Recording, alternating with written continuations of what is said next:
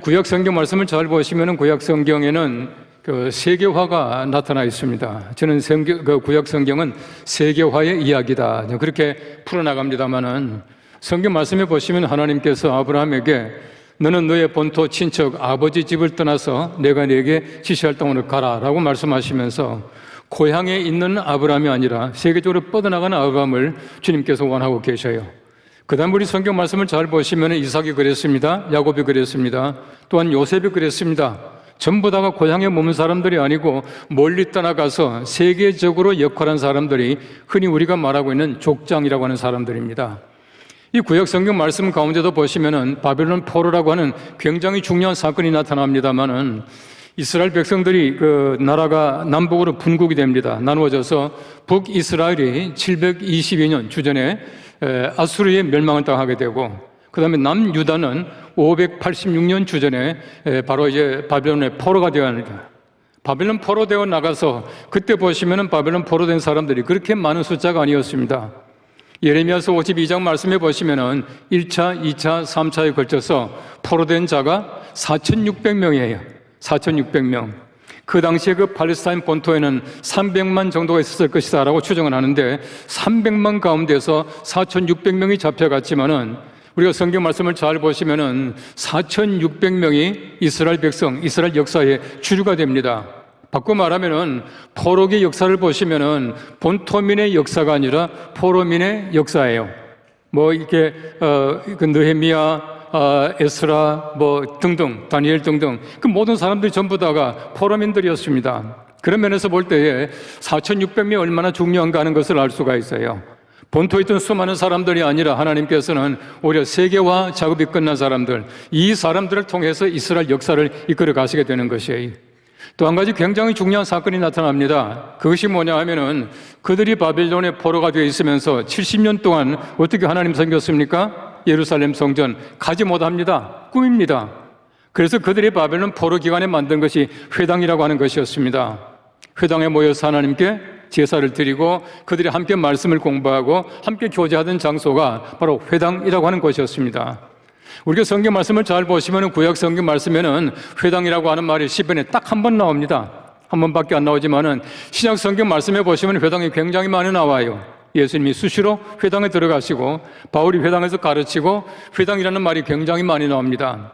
신약 성경 말씀에는 회당이라는 단어가 65번 나타나요.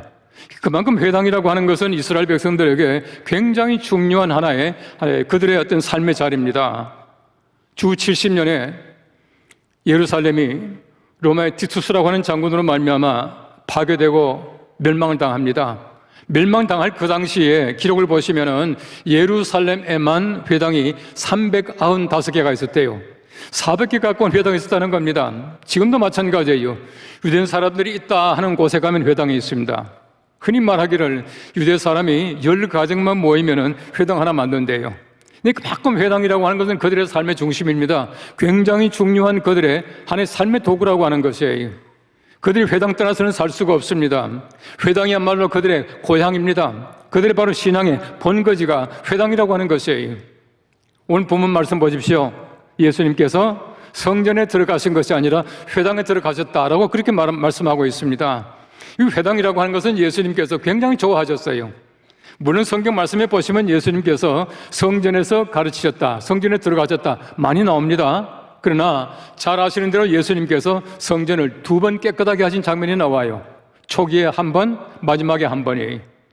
왜 예루살렘 성전을 예수님께서 들어가셔서 소위 말하는 깨끗하게 청소하셨겠습니까? 그 당시 성전이 얼마나 타락했는지 몰라요. 그 당시 성전이라고 하는 것은 헤롯 성전이었는데 헤롯은 잘 아시는 대로 이두메 사람이었습니다. 유대 사람이 아니고 에돔 사람이었습니다. 다시 말하면 이 예루살렘 성전이라고 하는 예수님 당시의 성전이라고 하는 것은 헤롯이 유대 사람들에게 정치적으로 잘 보이기 위해서 만들어진 성전이에요. 그 성전 자체가 얼마나 하나님 보시기에 아름답지 못했겠습니까? 예수님께서는 숙청하시는 거예요. 깨끗하게 하시는 거예요. 그 안에 너무나 더러운 것들이 많이 있습니다. 예수님께서는 다 몰아내신 겁니다. 대신 보십시오. 성경 말씀에는 예수님께서 회당을 깨끗하게 하셨다 한 번도 나오지 않아요. 오히려 회당이야말로 오히려 예수님께서 그 마음과 그 뜻과 그 정성과 믿음을 바칠 곳이다라고 생각했던 것이에요. 그래서 오늘 성경 말씀을 통해서 우리가 다시 한번 회당을 마음속에 묵상해 볼 수 있기를 바랍니다. 마태복음 4장 23절 말씀에는 예수께서 갈릴리에 두루 다니사 그들의 회당에서 가르치시며 천국 복음을 전파하시며 백성 중에 모든 병과 모든 약한 것을 고치시니라고 말하고 있어요. 흔히 우리가 말하기를 예수님의 3대 사역이 있다 그렇게 말합니다. 예수님께서는 가르치시고 전파하시고 고치셨다라고 하는 것이. 그래서 예수님께서는 바로 우리가 말하고 있는 굉장히 중요한 예배드리는 장소, 굉장히 중요하지 않습니까? 또한 예수님께서는 모든 사람들에게 가르치심, 굉장히 교육이 중요하다는 것이. 또 예수님께서는 모든 사람들 고치셨습니다. 예수님 만나는 사람마다 다 고쳐주셨어요. 그만큼 예수님의 3대 사역은 참 중요했습니다. 우리 초기 기독교 역사를 잘 보시면은 우리 선교사들이 들어와서 여러 가지 많은 역할을 합니다. 우리 선교사들이 들어와서 하는 일들을 자세히 보시면은 거의 다가 일률적으로 비슷합니다. 그것이 뭐냐 하면은 교회를 세워요. 복음을 전했습니다. 그 다음에 세운 것들이 학교예요. 학교를 세웠습니다. 그 다음에 한 것들이 보면은 병원이에요. 이 세 가지가 뭐냐면 예수님의 3대 사역을 이 땅에 와서 시행했다라고 하는 뜻이에요. 제가 볼 때는 명성교회가 바로 예수님의 그 3대 사역을 잘하고 있다고 생각되어집니다. 아름다운 교회를 가지고 있죠. 많은 학교를 섬기고 있죠. 거기다가 병원을 섬기고 있죠. 이것이야말로 예수님께서 이 땅에 오셔서 하신 3대 사역이다라고 하는 것입니다. 그리고 얼마나 지금까지 잘했습니까? 앞으로도 내내 이 귀한 사역을 통해서 하나님의 나라가 크게 확장될 수 있게 되기를 축원합니다. 여러분, 예수님께서 바로 이 회당이라고 하는 곳에 들어가서 가르치셨다 했는데 성전을 잘 보십시오. 성전을 잘 보시면 그 기능 자체가 제사에 집중이 되어 있습니다. 성전에서 다른 일 하지 않았어요. 성전은 바로 제사하는 곳입니다. 여러분, 예루살렘 성전이 아무리 위대하고 아무리 거룩하고 아무리 좋다고 하더라도 예배라고 하는 그 기능에 집중이 되어 있는 것이에요. 회당 그렇지 않아요. 회당을 잘 보십시오. 회당에 가서 그들이 함께 하나님께 제사를 드립니다. 예배합니다. 그 다음에 굉장히 중요한 것이 있습니다. 회당 가서 그들이 뭘 했냐 하면은 회당에서는 교육하는 것이에요. 지금도 마찬가지로 전통 유대인들은 남자아이가 태어나서 만 6세가 되면 회당에 들어가서 토라, 율법 공부를 시작을 해요. 다시 말하면 회당이라고 하는 것은 교육하는 장소입니다. 또한 잘 보십시오. 그들이 바벨론 포로 되었을 때에 얼마나 그들이 바벨론 포로지에서 그들과 함께 살아가는 것이 힘들었겠습니까? 제가 이제 이민 목회를 조금 해봤지 않습니까? 그런데 이민교회라고 하는 것이 가보면은 꼭 회당 같아요. 여러분, 그 이민자들 보십시오. 그 외국 사람들하고 함께 섞여 살다가 주일날 교회 와서 한국말로 예배드리고 한국말로 말하고 한국 음식 먹고 이것이야말로 큰 즐거움이거든요. 아마 그 당시 마찬가지였을 겁니다. 바벨론 포로 기간에 그들이 모여가지고 함께 소위 말하는 그들 말로 얘기하고 그들이 하나님께 제사 드리고 그들 함께 교제하는 것, 이것이야말로 그들의 큰 즐거움이었었어요. 그래서 성전이라고 하는 아주 그 기능이 집중된 제사가 아니라 우리가 정말 제사하며 예배하며 그 다음에 교육하며 친교하는 성전 교회가 아니라 회당 교회로 발전해야 된다라고 하는 것이에요. 지금까지 명성교회가 잘했지만 앞으로도 내내 회당의 기능을 잘할 수 있는 귀한 복된 교회가 되시기를 바랍니다. 먼저 예배하는 교회가 되어야 해요. 오늘 성경 말씀에 예수님께서 말씀합니다. 자라나신 곳 나사렛에 이르러 안식일에 늘 하시던 대로 회당에 들어가 성경을 읽으려고 표심해, 그렇게 말하고 있어요. 예수님께서는 바로 회당에 왜 들어가셨습니까? 회당에 들어가서 성경을 가르치시고 예배하셨다, 그렇게 말씀하고 있는 것입니다.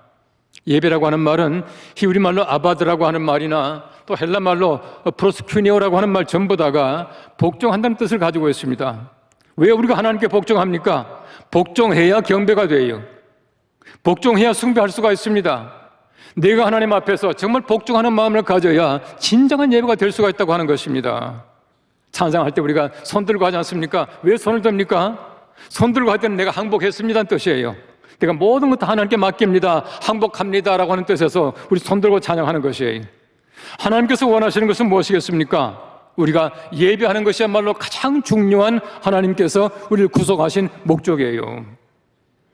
여러분, 성경 말씀을 잘 보시면 출애굽기에 하나님께서 이스라엘 백성들을 출애굽시켜줘요. 그들이 430년 동안 얼마나 힘들게 살았습니까? 그들이 바로 이게 애굽에서 종살이하고 있을 때에 얼마나 고생을 많이 했습니까? 우리 성경 말씀에 보시면 그들이 날마다 간절하게 기다리는 것이 바로 메시아예요. 얼마나 기다렸습니까? 이번 니코스 카잔차키스라고 하는 사람이 쓴 쇼의 유혹이라는 그 책에 보시면은 정말 그 이스라엘 사람들이 말이죠, 매일같이 부르짖습니다. 하나님 어느 때입니까? 하나님 어느 때입니까? 그러잖아요. 어느 때입니까? 그 말이 무슨 말이겠습니까? 언제 구속하시겠습니까? 언제 메시아가 오시겠습니까? 하는 뜻이거든요. 여러분, 그들이 얼마나 많은 고통당합니까? 고통을 당하지만은 하나님께서 그들의 고통을 면하게 하기 위해서 출급시킨 것이 아니에요. 성경 말씀 잘 보시면 하나님께서 말씀합니다. 너희가 사흘길을 가서 나의 산에서 내게 희생을 드리게 하겠다. 이것이야말로 출애굽의 목적이에요. 바꿔 말하면 하나님께서 이스라엘 백성들을 출애굽시키신 것은 제사하게 하기 위해서 출애굽시키신 거예요. 이 말을 현대말로 바꾸면은 왜 우리가 구속받았습니까? 우리가 구속받은 것은 예배하게 하기 위해서 구속받은 줄로 믿습니다. 예배가 구속의 목적이에요. 나는 구원받았다라고 말하면서 예배 설렁설렁 빠지고요, 예배 시간에 집중하지 않고 이런 사람은 제가 볼 때는 구원 못 받은 사람이에요. 우리 예배에 대해서는 적어도 목숨 바칠 가치가 있습니다. 다른 거 아무것도 하지 않아도 괜찮아요. 예배만은 목숨 바치고 해야 합니다. 왠지 아십니까? 우리의 구원의 목적인데 예수님께서 우리를 구원하시기 위해서 목숨을 드렸기 때문에 우리도 구원의 목적인 예배를 위해서는 목숨 바쳐야 된다는 거예요. 아멘? 예. 우리 최근에 보십시오. 예배가 점점 쇠약해져요. 비대면 예배? 여러분 절대 그 말에 속지 마십시오. 예배는 대면이에요. 예배는 그 자체가 대면이에요. 하나님을 대면하는 시간입니다. 하나님의 임재를 기다리는 시간이에요. 여러분 지금도 마찬가지입니다. 하나님 대면하는 시간 되시기를 축복합니다. 하나님 만나지 못하고 가면은요, 예배가 헛것이에요. 여러분 성도 간에 서로 만나는 것이 얼마나 중요합니까? 우리가 사도신경에서도 성도 간에 서로 교통함과라고 고백하는 것이 바로 우리의 고백이에요. 성도 간의 교제가 없으면 참된 예배가 아니에요. 예배는 그 자체가 대면이다라고 하는 것입니다. 우리 흔히 말하기를 예배라고 하는 것을 영어로 해서 미안합니다만 worship이라고 하는 말도 있고 service라는 말도 해요. 근데 미국 사람들은 보니까 이 service라는 말을 더 많이 하는 것 같더라고요. 여러분 보십시오. worship이라고 하는 말과 이 service라고 하는 말이 예배라고 하는 뜻인데 우리는 지금 이 시간에 지금 worship하고 있는 겁니다. worship 잘 하셔야 돼요. 그 다음에 예배 마쳤다 나가서 뭘 합니까? 우리 세상에 나가서 세상에 서비스 해야 돼요. 바로 이게 예배예요. 예배는 우리가 본당에서만 하는 것이 아니라 예배당에서만 하는 것이 아니라 세상에서 하는 겁니다. 하나님께 예배하듯이 세상에 나가서 많은 사람들을 섬기는 그 자체가 예배예요. 제가 오늘 책을 보니까 그런 말이 있더라고요. 어떤 분이 예배 시간에 예배 드리기 위해서 왔는데 조금 늦게 왔어요. 와서 보니까 이제 집사님이 이제 그 교회 마당을 쓸고 있는 거예요. 한참 쓸고 있으니까 이 사람이 물어봅니다. 미국에서 나온 얘기입니다. 미안합니다. 예배 끝났습니까? worship over? 하고 이제 물어본 거예요. 그러니까 이제 한참 청소하던 사람이 예배 끝났습니다. 그렇게 말하면서 worship is over. 예배는 끝났습니다. 그러나 but the service has just begun. 세상을 섬기는 것은 방금 시작됐습니다. 그렇게 말하더래요. 제가 볼 때 얼마나 정확한 얘기인지 모릅니다. 우리 예배는 매일매일 하는 겁니다. 예배 시간에만 하는 것이 아니에요. 하나님께서 원하시는 것은 바로 그러한 예배를 원하고 계시다라고 하는 것입니다. 신명기 12장 13절 말씀이 이렇게 말합니다. 너는 삼가서 내게 보이는 아무 곳에서나 번제를 드리지 말고 라고 말하고 있어요. 하나님께서 원하시는 것은 아무 데서나 예배 드리는 것이 아니에요. 여러분 성경 말씀을 잘 보십시오. 하나님이 그렇게 제사를 기뻐하셨지만은 출애굽한 다음에 홍해를 건넌 다음에 야 빨리 제사부터 드리라 아니에요. 내가 사흘길을 가라. 사흘길을 가서 나의 산에서 내게 희생을 드리라. 그렇게 말씀을 하셔요. 하나님이 아무리 제사를 기뻐하신다고 하더라도 아무 데서나 아무렇게나 드리는 그 제사를 원치 아니하신다는 거예요. 여러분들이 이곳까지 나오셔야 돼요. 왠지 아십니까? 그래야 명성교회 아닙니까? 여러분들이 왜 나와야 합니까? 명성교회 교인이기 때문에 명성교회 나오셔야 돼요. 종로에 사시더라도 연동교회 가지 마시고 명성교회 나오셔야 돼요. 이게 예배입니다. 예배라고 하는 것은 예수님 말씀하신 대로 영과 진리의 예배예요. 영의 예배라고 하는 것은 역동성입니다. 그 속에 정말 영이 있어야 돼요. 하나님이 영이시기 때문에 우리가 영적으로 예배를 드려야 해요. 그렇죠? 그 다음 또 한 가지는 진리의 예배입니다. 진리의 예배라고 하는 것은 굉장히 중요해요. 우리 그 속에 하나님의 말씀이 있어야 돼요. 그래서 어떤 분은 말하기를 역동성과 축제성이 없는 예배는 참 예배가 아니다. 하비각스라고 하는 신학자가 있습니다. 그분의 신학을 제가 다 받아들인 건 아니지만은 참 재미있는 얘기를 많이 했어요. 이런 말을 했습니다. 우리 개신교 예배에서 축제성을 상실한 다음부터 하나님의 죽음의 신학이 나왔다 그랬어요. 여러분 1960년대 보십시오. 하나님 죽었다는 말이 얼마나 많이 나왔습니까? 근데 예배 가운데서 축제성을 상실하게 되면 그렇게 된다는 거예요. 예배를 다 마치고 나도 재미가 없어요. 마음이 컬컬해요. 기쁘지 않아요. 그런 사람들이 하나님이 죽었다 말한다는 겁니다. 예배는 축제입니다. 기쁨이 있어야 해요. 여러분들 기쁨의 축제를 들을 수 있게 되기를 바랍니다. 예.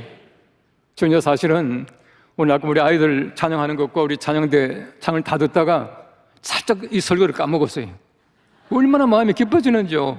제 속으로 그랬습니다. 찬양만 듣고 가도 되겠다 그랬어요. 마음에 기쁨이 있어야 됩니다. 그래야 진정한 예배라고 하는 것이에요. 최근에 어느 목사님이 아니에요. 어느 목사가 새벽 기도를 없애야 한국교회가 산다라고 하는 동영상을 올렸어요. 여러분 절대 그거 보지 마십시오. 그 내용이 뭐냐 하면은 새벽 기도 때문에 한국교회가 망하고 있다는 거예요. 그분이 하는 얘기가 뭐냐 하면은 성경에 없는 얘기를 왜 하냐 이거예요. 성경에는 예수님께서 홀로 한적한 곳에 가서 기도를 했지 어떻게 이렇게 집단적으로 모였냐 그런 얘기예요.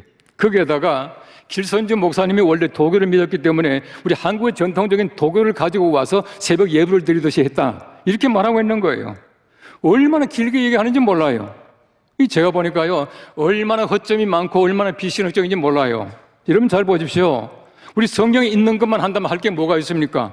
여러분 주일날 1, 2, 3, 4부 예배 하라 그랬습니까? 없어요. 여러분 예를 들어서 우리 성경 보니까 구역이 있습니까? 구역도 없어요. 여러분 성경 보면요 권사가 있습니까? 권사도 없어요. 성경에 성탄절이 12월 25일이다 있습니까? 그것도 없어요. 부활절이 언제다? 성경에 없습니다. 다시 말하면 우리가 성경과 더불어 굉장히 중요한 것이 있습니다. 교회가 정하는 결정이에요. 여러분 니케아 종교회의나 칼케돈 교회 같은 것들이 얼마나 중요합니까? 그때 결정할 때에 성령께서 감동하시고 하나님이 함께 하셨다고 믿는 겁니다. 예. 새벽기도를 없어야 한국교회가 산다. 제가 볼 때는 그분이 없어야 한국교회가 살아요. 예. 전통적으로 우리가 옛날에 예배 드릴 때는 주일날 오전 11시에 예배 드렸잖아요. 이날 분들 기억하시죠? 우리 일부 예배 한 번만 드릴 때는 거의 다 11시였어요. 미국 교회가 11시에 예배를 드렸습니다. 그게 이제 선교사들이 와가지고 11시에 드린 겁니다. 여러분 왜 미국 교회가 11시에 드린지 아십니까? 소 젖자는 시간 피하려고 11시에 드린 거예요. 예. 근데 그게 우리 전통이 된 겁니다. 몇 시에 드렸다 이게 문제가 아니지 않습니까? 우리가 하나님 앞에서 정말 영과 진리의 예배를 드릴 수 있는 여러분 되시기를 축복합니다. 우리 두 번째는 잘 아시는 대로 교육하는 교회예요. 잘 가르치는 교회가 되어야 합니다. 이런 마가복음 1장 21절 말씀에는 그들이 가버나움에 들어가시니라 예수께서 곧 안식일에 회당에 들어가 가르치시매 라고 말씀하고 있습니다. 회당은 바로 가르치는 곳입니다. 교육하는 곳이에요. 여러분 교회가 교육이 없으면 아무것도 안 돼요. 교회는 가르치는 데입니다. 칼빈 선생은 말하기를 교회는 훈련이다 그랬거든요. Church discipline이에요. 교회는 훈련입니다. 여러분 예배 드리는 것, 여러분 성경 공부하는 것, 여러분이 헌금하는 것, 찬양하는 것 전부 다가 훈련이에요. 교육입니다. 이 교육을 잘 받아야 우리가 하나님 앞에 무사히 갈 수 있다라고 하는 것입니다. 그래서 유대인들에게는 그 회당에 끼는 게 얼마나 중요한지 모릅니다. 여러분 교육이 뭔지 잘 알지 않습니까? 우리 속에 있는 잠재력을 끄집어내주는 거예요. 끌어내주는 겁니다. 우리 모든 사람에게 마찬가지예요. 여러분 속에 있는 영성을 교회가 함께 찬양하고 함께 기도하는 말미암아 끌어내는 겁니다. 그 영성을 가지고 하나님을 섬기며 세상에서 생활할 수 있도록 만들어주는 것이 교회라고 하는 것이에요. 회당적인 역할입니다. 우리가 언제나 하나님의 거룩하신 말씀 속에서 잘 가르침 받는 여러분 되시길 바랍니다. 잘 가르침 받아야 돼요. 그래서 저도 이 목회를 해보니까요, 그냥 교회에서 하자 하면 그냥 하면 돼요. 뭘 그렇게다가 말이죠. 거기다가 이걸 따지고 저걸 따지고 나는 이래서 못한다. 그게 아니에요. 교회 사람은 그냥 하면은 복 받더라고요. 교회에서 하는 대로 하니까 신앙이 성장하고 영적으로 풍성하게 되는 줄로 믿습니다. 예. 성경 말씀 보시면 하나님께서는 지식의 하나님이에요. 사람들의 행동을 달아보신다 했습니다. 여러분 잠언에서 잘 아시는 대로 여호와를 경외하는 것이 지혜의 근본이에요. 여러분 적어도 우리가 하나님의 말씀이라고 하는 것은 지식과 지혜의 근본입니다. 다시 말하면 성경 한 권만 가지고도 우리가 얼마든지 세상을 살아갈 수가 있어요. 성경 속에는요 온갖 지혜가 다 있습니다. 성경 속에는 온갖 미래에 관한 얘기가 다 있어요. 뭐 아는 분 아시겠지만 제가 제법 미래 공부를 해봤지 않습니까? 책도 많이 썼지 않습니까? 미래학자들 하는 얘기를 보니까 성경이 다 있는 얘기들이에요. 이미 성경에 있는 얘기를 다시 말하면 과학적으로 현대말로 만든 것이 미래학이더라고요. 다시 말하면 성경책 한 권으로 우리가 만족할 수 있습니다. 날마다 우리가 하나님의 거룩하신 말씀을 잘 배우고 그 말씀을 통해서 우리가 날마다 성장할 수 있게 되기를 바랍니다. 하나님의 말씀은 하나님의 감동으로 된 것입니다. 하나님의 감동으로 된 것이에요. 그래서 그 하나님의 말씀이라고 하는 것은 교훈과 책망과 바르게 함과 의로 교육하기에 유익하다 그렇게 말씀하고 있지 않습니까? 이 한 권의 책으로 만족합니다. 사람들은 말하기를 존 웨슬레를 한 권의 책으로 만족한 사람 그렇게 말했어요. 한 권만 있으면 된다는 거예요. 내가 한 권의 책을 가진다. 뭘 가지겠습니까? 성경 한 권이에요. 이것만 가지고도 우리가 세상을 넉넉하게 살아갈 수가 있어요. 저희 가족 얘기해서 참 대단히 죄송합니다만은 뭐 저희 아버님 아시는 분들은 아시겠지만은 저희 아버님이 박사 공부하고 한국에 돌아왔을 때는 한국의 신학 박사는 저희 아버님을 포함해서 5분이었어요. 그건 제가 알고 있습니다. 그 당시는 박사 임명록엔 책이 있었거든요. 그런데 저희 어머님은 상대적으로 공부를 많이 못 하셨어요. 공부를 많이 못 하셨지만은 저희 어머님은 아주 열심히 했어요.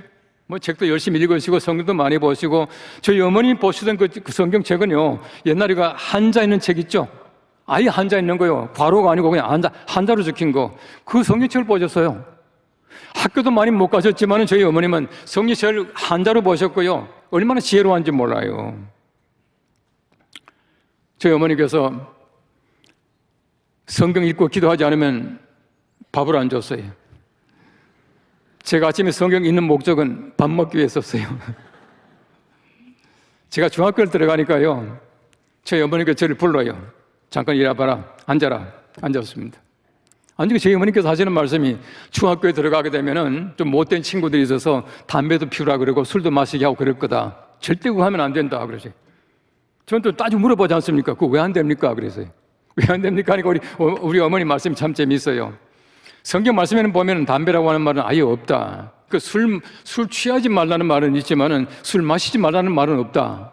그런데 사람들이 만든 법이고 한국교회 좋은 미덕인데 사람들이 만든 법도 못 지키면서 보이자는 하나님 법 지키겠냐? 그러시더라고요. 우리 어머니 얼마나 대답이 간단합니까? 전 중학교 때지만은요 그게 다 꼽혀가지고 담배 못 피워봤어요. 하나님이 아니라 저희 어머님 때문에 좀 못 피웠어요. 여러분 적어도 보십시오. 어릴 때 우리가 하나님의 말씀으로 가르친다고 하는 것이요 평생 좌우합니다. 여러분이 마찬가지일 거예요. 여러분들이 정말 하나님의 거룩하신 말씀으로 자녀를 잘 양육해서 평생 하나님의 사람으로 든든하게 살 수 있게 되기를 축복합니다. 세 번째는 친교하는 교회예요. 여러분 회당이라고 하는 것은 친교의 기능이 굉장히 강했습니다. 말씀드린 대로 그들이 바벨론에 포로되어 살다가 정말 안식일이 되어서 그들이 와서 그들의 백성들과 함께 살아가는 것이 얼마나 재미있었겠습니까? 시편 137편 1절 말씀이 이렇게 말합니다. 우리가 바빌론의 여러 강변 거기에 앉아서 시온을 기억하며 울었도다 라고 말하고 있어요. 얼마나 비통한 얘기입니까? 그들이 잡혀와서 그들이 얼마나 괴롭게 살았겠습니까? 그들이 살아가면서 그 괴로운 마음과 그 비통한 마음을 회당에 와서 풀어나가는 거예요. 함께 대화하고 함께 밥 먹고 함께 예배함으로 말미암아 풀어나가는 것이 회당 기능은 얼마나 중요합니까? 교제의 기능이라고 하는 것은 굉장히 중요한 그리스도인의 삶이에요. 흔히 말하기를 우리 그 교회에 세 가지 본질적인 기능이 있다 그렇게 말합니다. 본질적 기능이에요. 교회 기능이 많이 있지만은 세 가지를 딱 집어 말한다면은 첫째는 캐리그마, 복음 전파하는 겁니다. 두 번째는 코이노니아예요. 코이노니아를 뭐라고 해석하느냐 하면은 말씀의 내적 기능 그렇게 말합니다. 하나님의 말씀이 내 내적으로 와서 기능하게 되면은 교제가 되는 거예요. 세 번째는 뭐냐면 디아코니아입니다. 디아코니아는 뭐냐 하면은 하나님의 말씀의 외적 그 능력, 그렇게 말합니다. 하나님의 말씀이 내적으로 들어오게 되면은 교제고요. 하나님 말씀이 외적으로 나가게 되면은 디아코니아, 바로 봉사가 되는 것이. 여러분, 그 코이노니아가 얼마나 중요합니까? 흔히 말하기를 코이노니아라고 하는 것은 우리가 교제하는 거, 밥 먹는 거 아니에요. 차 마시는 거 아닙니다. 얘기하는 거 아니에요. 이 코이노니아라고 하는 말을 가장 정확하게 번역하면은 참여예요. 펠로십이 아니고 파티시페이션. 내가 그 사람 속에 들어가서 그 사람과 하나가 된다는 겁니다. 그래서 우리가 잘 아는 대로 성경 말씀에 보시면은 우는 자들과 함께 울고 기뻐하는 자들과 함께 기뻐하는 것, 이것이야말로 진정한 우리가 코이노니아예요. 어떤 분들이 기뻐하는데 내가 기쁘지 않아요. 슬픔에 내가 참여하지 못합니다. 이건 참된 코이노니아가 아니거든요. 정말 진정한 교제라고 하는 것은 내가 그 사람 마음속에, 그 사람 속에 들어가는 겁니다. 파티시페이션 하는 거예요. 참여하는 겁니다. 이것이야말로 진정한 코이노니아다, 그렇게 말하고 있는 것이에요. 여러분 잘 아시는 사도 요한은 마지막에 설교할 때, 에베소 교회에서 설교할 때에 서로 사랑하라, 그 말을 그렇게 많이 했대네요. 나이가 많이 들어가지고 이제 걸음이 불편하고 잘 움직이지 못했답니다. 이 제자들이 부축해가지고 강단에 올라가요. 올라가면은 강단에 이렇게 짚고 한마디 하는 말이 여러분 서로 사랑하십시오. 그 한마디하고 내려갔대요. 한마디하고 내려갔는데 요한의 제자들인 뭐 폴리캅이라든지 이런 사람들이 전부 다 그 설교를 많이 했다, 그렇게 말하고 있어요. 그 외에 어떤 것들도 진정한 설교가 아니다. 서로 사랑하십시오. 이것만 하면 된다, 그렇게 말을 했다는 것이에요. 요한의 제자 가운데 한 사람이 변심을 해서 산적이 되었대요. 산적이 되었는데 요한이 그 산적된 제자를 찾아갔답니다. 찾아가니까 얼마나 그 스승이 온다고 하니까 불편하겠습니까? 불편하니까 그 산적된 제자가 오히려 칼을 가지고 와서 요한을 죽이려고 했대요. 요한을 딱 보자마자 요한이 말하기를 사랑하자, 사랑이란 말을 했답니다. 그랬더니 그 산적된 제자가 그 요한의 앞에 무릎을 꿇고 회개하면서 다시금 제자가 되었다라고 하는 일화가 남아 있습니다. 사랑한다라고 하는 것은 가장 중요한 교제이다라고 하는 것을 말씀하고 있는 것이에요. 여러분 성경 말씀을 잘 보십시오. 성경 말씀에도 이렇게 말합니다. 서로 사랑하라라고 말하지만은 거룩하게 입맞춤으로 모든 형제에게 문안하라, 그렇게 말하고 있어요. 여러분 그 당시에 풍습은 거룩하게 입맞춤 아닙니까? 우리 지금 여기서 뭐 입맞추면 안 되겠지만은 입맞춤이라는 굉장히 중요한 교제예요. 굉장히 중요한 서로의 어떤 사랑의 교감입니다. 서로가 사랑으로 교감하면서 입맞추어라, 그렇게 말하고 있어요. 또는 갈라디아서 2장 9절 말씀에는 말합니다. 또 기둥같이 여기는 야고보와 게바와 요한도 내게 주신 은혜로 알므로 나와 바나바에게 친교의 악수를 하였다, 그렇게 말하고 있어요. 친교 악수는 굉장히 중요하죠. 이래 열심히 악수하시고 정말 좋은 교제가 될 수 있기를 바랍니다. 또 흔히 말하기를 우리 사람들의 사고라고 하는 것은 신관에 유리합니다. 바꿔 말하면은 어떤 신을 믿느냐라고 하는 것이 내 사고예요. 그 잘 보시면요, 이슬람 사람들 보십시오. 이슬람이라고 하는 그 알라 신이라고 하는 신은 그 유일신이지만 우리가 말하는 유일신하고는 달라요. 알라 신은 알라 신 그 하나밖에 없어요. 알라 신을 믿는 사람 보십시오. 그 사람들은요 통일성밖에 없고 소위 말해 다양성이 없어요. 이러면 세계화 시대라고 하는 것은 다양성 안에서의 통일성을 늘 추구해 나가는데 이슬람 사람들은 보면은요 하나밖에 몰라요. 알라 안 믿으면 전부 적이에요. 알라 믿는 사람들은 얼마든지 칼로 죽일 수가 있어요. 바로 이게 소위 말해 이슬람 사람들이 가지고 있는 사고 구조입니다. 왜 그렇습니까? 그들의 신관이 그렇다는 얘기예요. 그럼 반면에 힌두교를 보십시오. 힌두교라고 하는 종교는요 얼마나 많은 신이 있는지 몰라요. 제가 한번 인도에 가서 설교를 하는데요, 일본에는 800만 선이 있습니다. 그러니까 어떤 인도 목사님이 우리는 1억이 있습니다 그러더라고요. 즉 어떤 책을 보니까 인도에는 6억 4천만 신이 있다, 이렇게 말하대요. 얼마나 많습니까? 다양해요. 그런데 통일성이 없어요. 그런데 보십시오, 우리 기독교라고 하는 것은 우리의 신관 자체가 삼위일체 하나님이에요. 하나님은 세 분이시며 동시에 한 분이세요. 우리는 삼위일체를 믿기 때문에 우리 기독교인들의 사고방식 속에는, 사고 속에는 신관 자체가 다양성과 통일성을 동시에 가지고 있다는 겁니다. 어떤 분은 말하기를 세계화 시대 때 가장 건강하고 가장 좋은 사고를 가진 사람들은 기독교인이다, 이렇게 말하대요. 어쨌든 보십시오, 우린 다양성을 항상 추구해 나갑니다. 다양성만 가지고 있는 것이 아니에요. 모든 사람을 다 우리가 받아들입니다. 함께 우리가 교제합니다. 함께 한 형제가 됩니다. 기독교 보십시오, 얼마나 좋은 종교입니까? 여러분 기독교라고 하는 것은 가장 가정적인 종교다, 그렇게 말하거든요. 하나님을 아버지라고 말하잖아요. 예수님을 신랑이라고 말하잖아요. 우리가 하나님의 아들, 딸들이지 않습니까? 우리 서로가 말하기를 형제, 자매라고 말하죠. 우리 예배당을 하나님의 집이라고 말하잖아요. 기독교만큼 가정적인 종교가 없어요. 초대교회 보십시오. 예루살렘 교회가 마가의 다락방이에요. 빌립보 교회는 루디아의 집이에요. 그 다음에 에베소 교회는 브리스길라와 아굴라의 집이에요. 라우디가 교회는 눈바의 집입니다. 이런 모든 집들이 바로 교회였습니다. 여러분, 적어도 여러분들의 가정이, 여러분의 집이 교회가 되시기를 바랍니다. 여러분의 집이 작은 명성교회가 되어야 진정한 교회예요. 얼마나 많은 교제가 필요합니까? 얼마나 서로가 된 사귐이 있어야 됩니까? 우리 가정이라고 하는 것은 바로 교제로 말미암아, 사랑으로 말미암아 이루어졌는데, 여러분의 가정이 바로 그러한 교회, 그러한 아름다운 하나님의 집이 될 수 있기를 바랍니다. 하나님께서 모세를 통하여 성막을 만들게 만드셨어요. 성막 만드는 장면이 출애굽기 40장 마지막에서 딱 끝나게 되는데, 끝나는 장면을 잘 보시면은 모세가 성막을 다 완성했습니다.